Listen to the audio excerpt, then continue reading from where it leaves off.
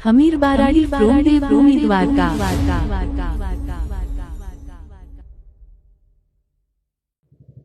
હાલો hello hello. હા ભાઈ જય શ્રી કૃષ્ણ जय श्री कृष्ण। कौन बोलो? રાણીબેન આહિર ઉપલેટા ओके रानी बेन बोलो। હવે ભાઈ થોડીક તમારી મદદની જરૂર હતી। हाँ जी बेन बोलो। હવે એમાં એવું છે કે ઉપલેટા તાલુકાની અંદર ભાઈ 14 કેસ એવો બનાવ બન્યો છે કે ખેડૂત પાસેથી સગાવાલા પાસેથી અને બધા પાસેથી હાથ ઉછીના પૈસા લઈ અને 4-4 5-5 કરોડના બૂસ મારીને ફરાર થઈ જાય છે। कौन? એટલે એવા આવારા તત્વો 14 કેસ એવા છે ઉપલેટામાં बराबर કે 14 બનાવ બન્યા છે ઉપલેટા તાલુકાની અંદર। बराबर। હવે એ લોકો પૈસાના કૌભાંડ કરે। આજે તો હું તમને એક ભાઈ તરીકે ઓળખતી હોઉં, તમે મને કીધું હોય કે બેન મારે 1 લાખની જરૂર છે અથવા તો 2 લાખની જરૂર છે, મને 15 દી પૂરતા આપો, बराबर પછી તમે અમને વ્યાજમાં ખપાડો છો કે बराबर। અમને 10% અમારી પાસે વ્યાજ લીધું ને 20% વ્યાજ લીધું ને હકીકત હવે ભાઈ ઉપર વિશ્વાસ કરવાનું છોડી દીધું, મા બાપ સંતાન ઉપર વિશ્વાસ કરવાનું છોડી દીધું, સગાવાલા એકબીજાના ઉપર વિશ્વાસ કરવાનું છોડી દીધું। આજે પબ્લિક હારી અને ડૂબી અને હાર માનીને ઘરમાં બેસી ગઈ છે કે ક્યારે આપણે મોટું દવાખાનું આવે તો આપણા સગાવાલા પાસે આપણે જઈ કે 5 પૈસાની અમારે જરૂર છે, ત્યારે આવા લોકો બૂસ મારે એની પાછળ વિચાર સારા વ્યક્તિ પણ આમાં ગભરાય છે કે અમારા પૈસા જાશે ને આ ખોટું કરશે। હકીકત આવા બૂસ મારીને ભાગે છે એની પાછળ આમાં સારા વ્યક્તિની કારકિર્દી ખતમ થાય છે ભાઈ। એટલે તમે આમાં થોડુંક ધ્યાન દોરો અને ઉપલેટા તાલુકામાં ખાસ નોંધ લ્યો અને આહિર લોકોને આહિરના દીકરાને ટાર્ગેટ બનાવવામાં આવે છે, ખોટા अच्छा, કેસમાં ફિટ કરવામાં આવે છે। આહિરના દીકરાને ખોટા કેસમાં એવું કોણ છે કે ગુજરાતમાં? એવા કેટલાય બનાવ બન્યા, તો હું મોર હાલીને આ બધા અવાજ ઉઠાવું ને એટલે આ મને શંકાની દ્રષ્ટિએ જોવે ને મારા ઉપર ખોટો કેસ થાય।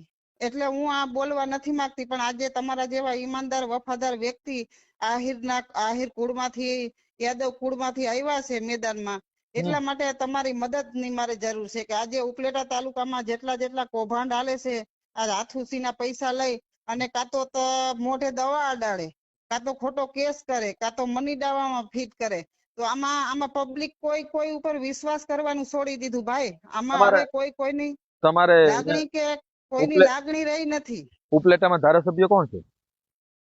મહેન્દ્રભાઈ પાડલિયા એટલે એ કેમાં આવે? એ ધારાસભ્યમાં જ આવે, એમ પટેલમાં નહીં, આવે। પટેલમાં આવે ને? હા, તમે એને રજૂઆત કરી?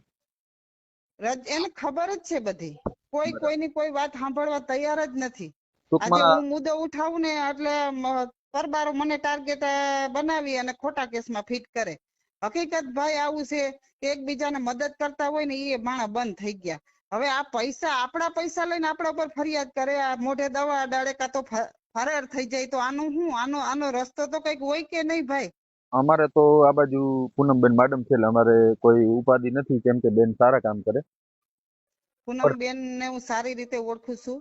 હમ, પૂનમબેન ને મારે ફેમિલી રિલેશન છે અને પૂનમબેન ને મારી યાદી આપજો, ચોક્કસ। એ કઈ નથી, પણ આ વિસ્તારમાં આવું બધું બહુ હાલે છે એટલે આમાં થોડુંક ધ્યાન શું નામ દોરો। છે ધારાસભ્યનું નામ શું છે?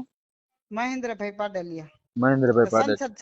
સંસદ સભ્ય માંડલિયા। હા હા, ભલે ને જે હોય એના તો આપણે કઈ ફેર ના પડે સંસદ થી, પણ એને ખરેખર ન્યાય અપાવવો જોઈએ। એક ચૂંટાયેલા વ્યક્તિ હોય એને પ્રજાનું અનિતિ થતી હોય તો એને આગળ ઉભું રહે ને। હમણાં એવા કેટલાય દાખલા છે ભાઈ કે કોઈ 10 કરોડ નું બૂસ માર્યું, કોઈ 5 કરોડ, હું બધા વ્યાજે જ પૈસા આપ્યા છે।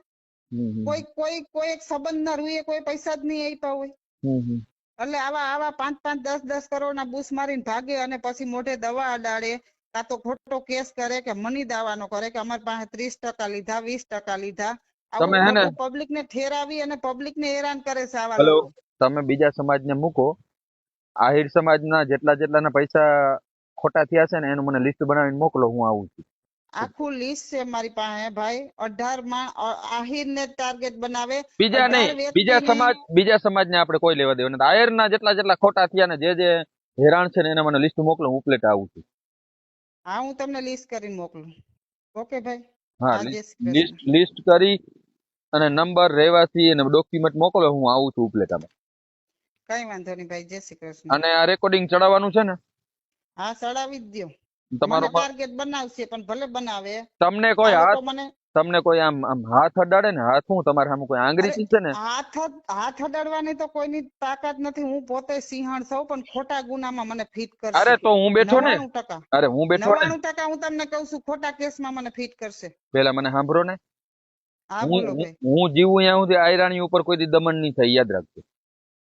હા, બસ બરાબર. એક ભાઈનો સહારો મળ્યો છે એટલા માટે મેં તમને કોલ કર્યો અમીર છે. અમીર બારાડી જીવે ત્યાં સુધી કોઈ આયરાણી ઉપર કોઈ એવો પેદા નથી થયો કે દમન કરી શકે.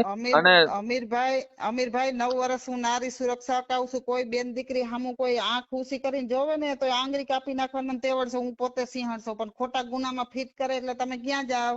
હું છું ને, હું આવી. તમે મને તમારો પાસપોર્ટ સાઈઝ નો ફોટો મોકલો વોટ્સએપ. ઓકે ભાઈ. ઓકે, હા, જય દ્વારકા. હા, જય દ્વારકાધીશ.